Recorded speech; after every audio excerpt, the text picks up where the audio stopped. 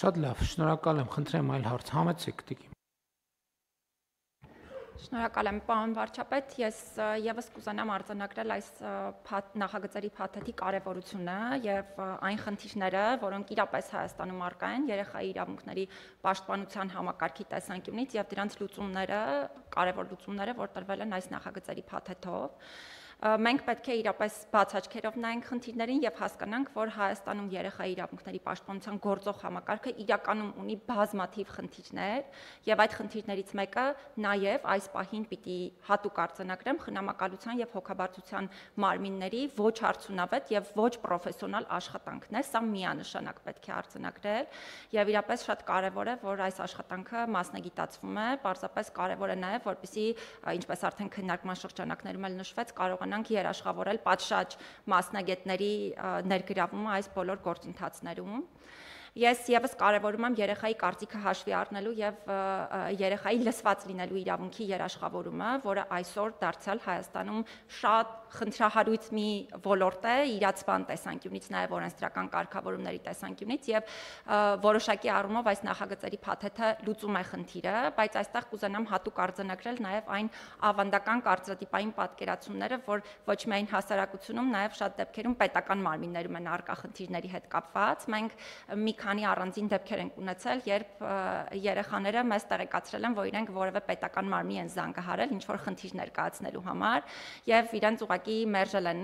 խնդրի վերաբերյալ, հա, իրենց այդ տեղեկատվությունը լսել է, ասել են, որ պիտի ծնողները զանգահարեն։ Ուզում եմ կոչ անել բոլոր պետական մարմիններին նկատի ունենալ, որ երեխաները իրականում կարող են բողոք ներկայացնել օրինակ, հա, ընտանեկան բռնության հետ կապված հարցերի առնչությամբ, կամ իրենց խնամքի դաստիարակության վերաբերյալ, կամ ցանկացած այլ հարցի, որտեղ իրոք հենց երեխայի ձայնը պետք է լսելի լինի, լսված լինի, դրա համար կոչ եմ անում բոլոր պետական եւ տեղական ինքնակառավարման մարմիններին պարտադիր հաշվի առնել նաեւ երեխաների կողմից ներկայացվող բողոքները եւ երեխաների նկատմամբ բռնության հետ կապված խնդիրների առումով այստեղ էլ եմ ուզում արձանագրել եւ նաեւ շարունակել ձեր միտքը, պարոն վարչապետ, որ այո, մենք շատ թյուր պատկերացումներ ունենք այն մասին, թե արդյոք Հայաստանում երեխաների նկատմամբ բռնություն առկա է թե ոչ, ուզում եմ ես էլ վատ նորություն ասել այն առումով, որ այո, շատ մեծ ծավալների է հասնում երեխայի նկատմամբ բռնությունը, ընդ որում խոսքը բռնության գրեթե բոլոր տեսակների մասին է, այդ թվում սեռական բռնության, եւ այս տեսանկյունից ամենակարևոր հանգամանքը այն է, որպեսզի մենք կարողանանք ամբողջությամբ վերափոխել երեխայի նկատմամբ բռնության արձագանքելու, բռնությունը կանխարգելելու եւ հետագայում այս գործերով քննություն իրականացնելու համակարգը, որովհետեւ մեր մշտադիտարկումները ցույց են տալիս, որ հատկապես բռնության կանխարգելման ու բռնության արձագանքման մեխանիզմների տեսանկյունից դարձյալ խնդիրները շատ մեծ են,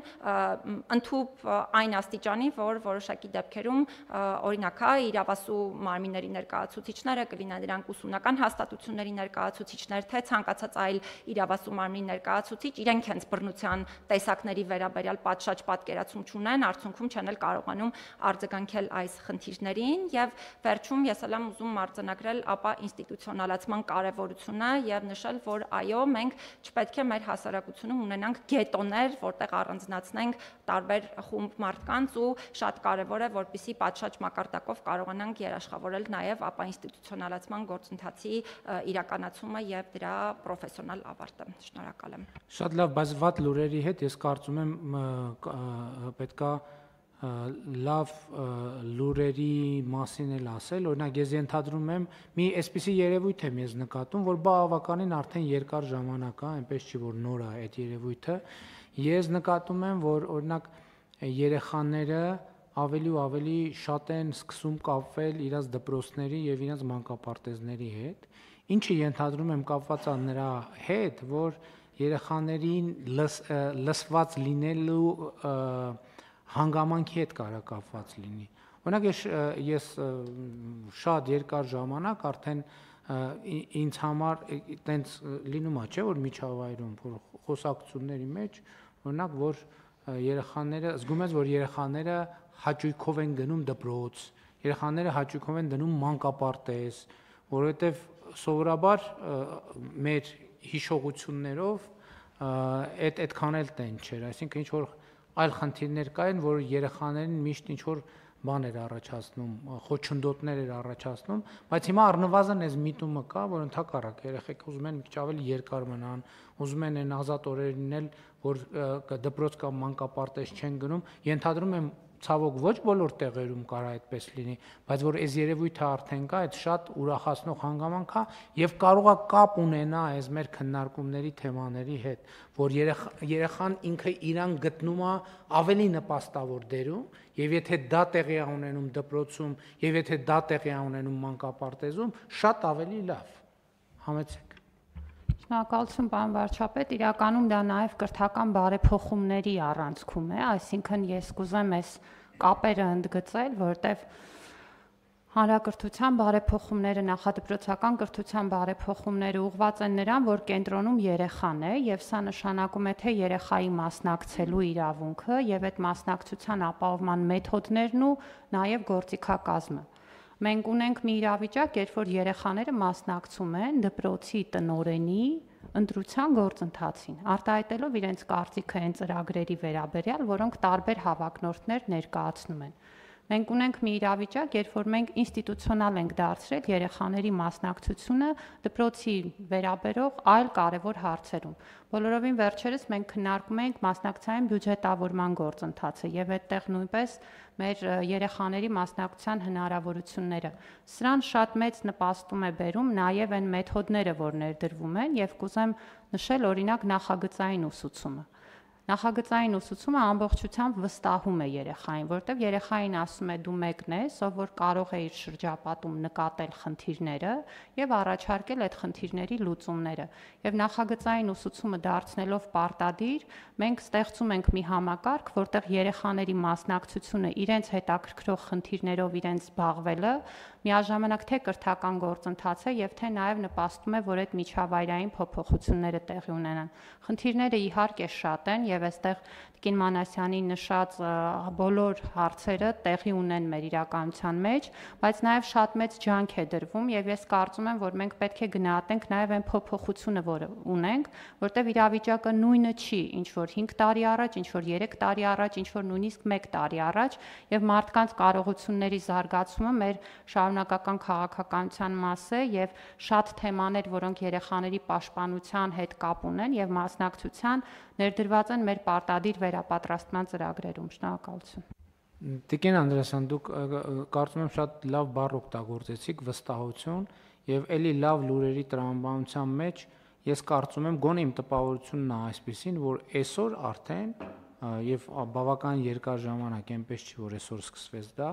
իմ տպավորությամբ հատկապես մայրաքաղաքում եւ խոշոր քաղաքներում ծնողները երեխաներին ավելի մեծ ազատություն են տալիս եւ ավելի մեծ վստահությամբ են վերաբերվում նրանց։ Այս շատ կարևոր մի նրբություն է, որը էլի կարա կապված լինի ընդհանուր կրթական համակարգում տեղի ունեցող փոփոխությունների եւ այլնի հետ։ Եվ ես մտածում եմ, որ ինչքանով սա կարա մանավանդ հիմա շատ մեծ խնդրեմ է երկրում եւ աշխարհում, ինչքանով կարա սա կապ ունենա օրինակ վատ սովորությունների ձեռքբերման եւ այլնի հետ, բայց հետահայաց երբ որ նայում ենք, օրինակ եթե վերցնենք ծխելը որպես շատ վատ եւ շատ վնասակար սովորություն, օրինակ ես հիշում եմ այն ժամանակներում ծխելու հետ կապված ամենախիստ վերաբերմունքը եւ տենց շատ բան վերաբերմունքը ծխելու հետ կապված էր մեր միջավայրի, մեր ավակների, ծնողների եւ այլնի, որ ծխելը համարյա հավասարեցված էր հանցագործության նման մի բան էր ընկալվում, բայց մենք բոլորը սկսեցինք ծխել։ Այսինքն այդ բան միջավայրը, որ այդ տեսեք հենց բռնվեք պրոբլեմ առնելու եւ դա չի կար, դա ամենևին չխոչընդոտեց, որ մենք սկսենք ծխել։ Բոլորս սկսեցինք ծխել, հետո ոչ մեկ մեզ չասեց, այ բան արա, ծխելը թող չնայած մեր որոշ գործընկերներ դեռ շարունակում են ծխել, հասկանալի է, բայց նկատի ունեմ էլի անձնական ընտրության հարցը, այդտեղ մյուս բանը այդ խիստ համակարգը որոշակի դերակատարություն բան չունի։ Չեմ կարծում, թե ես նկատի ունեմ հիմա օրինակ շատ է խոսվում թմրամիջոցների հետ կապված խնդիրների մասին եւ ակնհայտ է, որ այդ խնդրեմը կա։ Ես հիմա զուգահեռ մտածում եմ, ասում եմ, այդ ազատությունը ինչքանով է նպաստում դրան, դե երևի ինչ որ չափով նպաստում է, բայց հետահայաց որ նայում եմ, որ այդ խստության կամ ինչ բառ ասեմ, տենց բանի տենց ռեժիմային մթնոլորտը ժամանակին այդ ընկալում ենթադրում եմ հիմա էլ կա այդ ընկալումը ծխելու հետ կապված, բայց այդ շատ խիստ եւ բանի սարսափի մթնոլորտը խոչընդոտ չդարձավ, որ մենք ժամանակին սկսենք ծխել։ Ենթադրում եմ, որ ստե չի խնդրեմը մի քիչ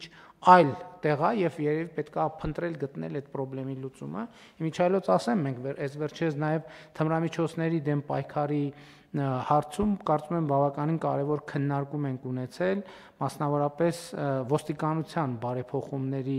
հայեցակարգի տրամաբանության քննարկման ընթացքում իհարկե մենք պետք է առերեսվենք, որ դա շատ լուրջ խնդրեմ է, բայց նաև այդ խնդրի դեմ պայքարի մեր մարտավարություններն ու ռազմավարությունները պետք է մաքսիմալ արդյունավետ լինեն, որպեսզի մենք համոզված լինենք, որ ճիշտ ուղղությամբ ենք գնում եւ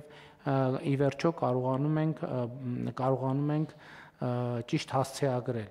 Ամփոփելով ասեմ, որ այո, սա շատ կարևոր է եւ փոխվում են, մենք պետք է դա էլ արձանագրենք, որ օբյեկտիվորեն փոխվում են պատկերացումները, զարգացմանը զուգահեռ պատկերացումները, հարաբերությունները եւ այլն եւ այդպես շարունակ, եւ մենք պետք է ուղղակի արձանագրենք հետեւյալը, որ ազատությունները իրանք նեգատիվ բաների կարող են բերել, բայց դա չի նշանակում, որ ազատությունը ինքը նեգատիվ երևույթ է, որովհետև այն նույնն էլ է բերում նույն ընդհակառակը։ Այսօր կան երկրներ, որտեղ ժողովրդավարություն չկա ընդհանրապես, հակոտնյա են այդ երկրների ժողովրդավարության հետ, բայց նույն թմրանյութերի հետ կապված խնդիրները ոչ միայն էականորեն ավելի մեծ են, բայց նույնիսկ անզեն աչքով է նկատելի, որ տասնյակ անգամներով ավելի մեծ խնդիրներ կան այնտեղ, այնպես որ խնդիրը այդ չի, ուղղակի նաև հետեւյալը կամ ուղղակի որպես մի դիտարկում ես անեմ, մի խորհրդակցության ժամանակ գուցե կառավարության նիստում էլ եմ առիթ ունեցել դրա մասին խոսել, ես առաջարկում եմ, որ մենք երբեմն խոսելիս ասում ենք նեգատիվ, ոչ թե նեգատիվ, այլ տենց ոչ այդքան դրական փոփոխման ենթակա երևույթների մասին ասում ենք ավանդական, այսպես ես առաջարկում եմ, որ մենք ավանդականը, ավանդույթը նեգատիվի հետ չկապենք, դա չի մեր ավանդույթը, որովհետև հա, ինչքան էլ մեր ավանդույթը նույն ընտանեկան ավանդույթի ամենակարևոր տրամաբանությունը, որը մենք պիտի ավանդույթ համարենք այն է, որ այո մարդը ազատ է, անկախ է, ընտանիքում էլ ինքը ազատություններ պետք է ունենա, բայց հարազատի նկատմամբ խնամքը, ծնողի նկատմամբ խնամքը, ծնողի նկատմամբ հոգատարությունը, այն պայմաններում, երբ այսօր նաև ընտանեկան շատ ավանդույթներ կան, տատիկներ, թոռնիկներ հարաբերությունները, որ շատ դեպքերում ըստ էության ես դա շատ լավ բան եմ համարում եւ մեր ինքնության կարևորագույն մասերից մեկն է, որ երեխաները այնտեղ որտեղ Աստված տվել է եւ կան առողջ տատիկներ եւ պապիկներ, իրանք հիմնականում դաստիարակվում են պապիկների եւ տատիկների ձեռքով եւ դա մեր այն իսկապես շատ արժեքավոր ավանդույթներից մեկն է, որ ուժեղացնում է մեր ընտանեկան կապերը եւ այլն եւ այդպես շարունակ, բայց ես ձեզ ասեմ նաեւ շատ զարգացած երկրներում այդ նույն երևույթը շատ նույն ձևով արտահայտվում է։ Այդտեղ շատ կարևոր է, որ մենք այս նրբություններն էլ իմանանք եւ իհարկե այսօր կան բազմաթիվ ընտանիքներ, որտեղ ծնողների նկատմամբ խնամք կա առանձնահատուկ եւ նաեւ եւ ծնողներ կան, որոնք առանձնահատուկ խնամքի կարիք ունեն եւ կարծում եմ մեր ավանդույթի շատ կարևոր մաս է, որ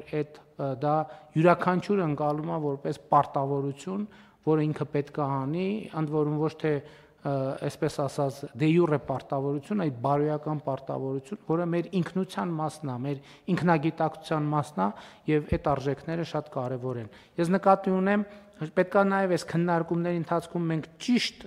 զատորոշենք թեմաները իրարից, որպեսզի մեր արժեքները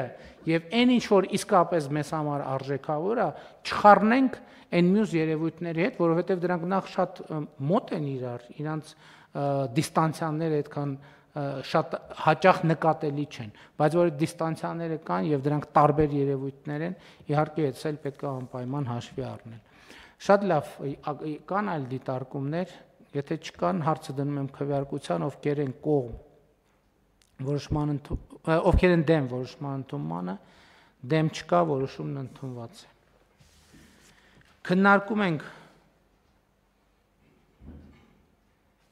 Քննարկում ենք հարց համար 35-ը զինվորական ծառայության եւ զինծառայողի կարգավիճակի մասին օրենքում փոփոխություններ եւ լրացումներ կատարելու մասին օրենքի նախագծին հավանություն տալու եւ անհետաձգելի համարելու մասին հարցը։ Զեկուցող Պաշտպանության նախարարի տեղակալ Հրաչյա Սարգսյան, համեցեք պարոն Սարգսյան։ Մեծարգո պարոն վարչապետ, հարգելի գործընկերներ, ձեր քննարկմանը ներկայացված